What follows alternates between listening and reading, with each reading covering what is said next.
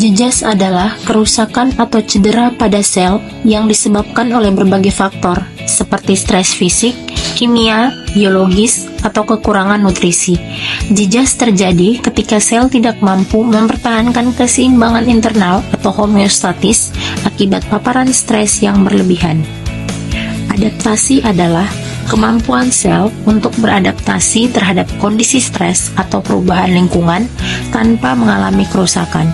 Proses adaptasi bertujuan untuk mempertahankan fungsi sel dan mencegah terjadinya jejas.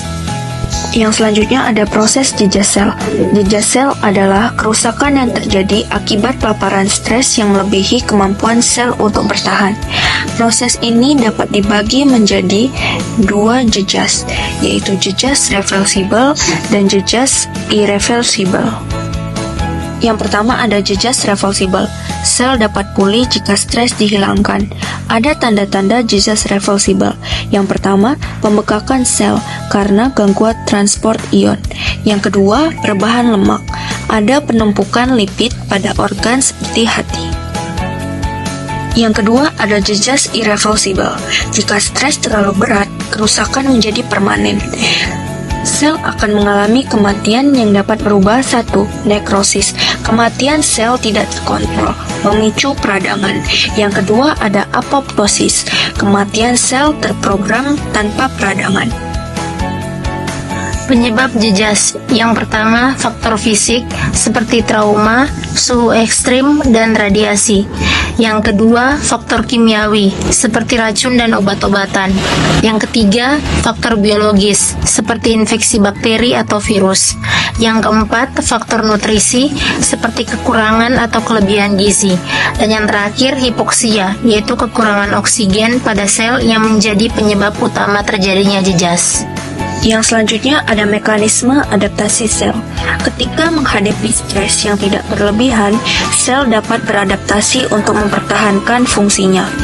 Adaptasi ini melibatkan perubahan ukuran, jumlah, atau jenis sel. Jenis-jenis adaptasi yang pertama hipertrofi, yaitu sel membesar untuk meningkatkan kapasitas fungsional. Contohnya, pembesaran otot jantung pada hipertensi. Yang kedua ada hiperplasia, yaitu sel bertambah banyak. Contohnya, penebalan kulit akibat gesekan berulang. Yang ketiga ada atrofi, sel mengecil akibat berkurangnya penggunaan atau nutrisi. Contohnya, pengecilan otot pada orang yang tidak bergerak lama. Yang keempat ada metaplasia, yaitu perubahan jenis sel menjadi tipe yang lebih tahan stres.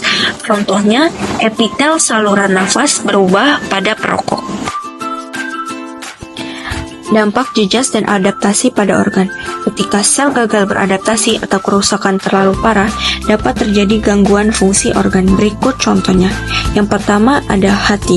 Penumpukan lemak akibat kerusakan metabolik. Yang kedua ada jantung. Gagal jantung akibat hipertrofi yang berlebihan. Yang ketiga ada paru-paru. Fibrosis akibat paparan asap rokok yang terus-menerus. Pencegahan jejas. Yang pertama, hindari paparan toksin dan zat berbahaya. Yang kedua, jaga asupan nutrisi yang seimbang. Yang ketiga, lakukan olahraga rutin untuk meningkatkan daya tahan tubuh. Dan yang terakhir, hindari stres berlebihan dengan menjaga kesehatan mental.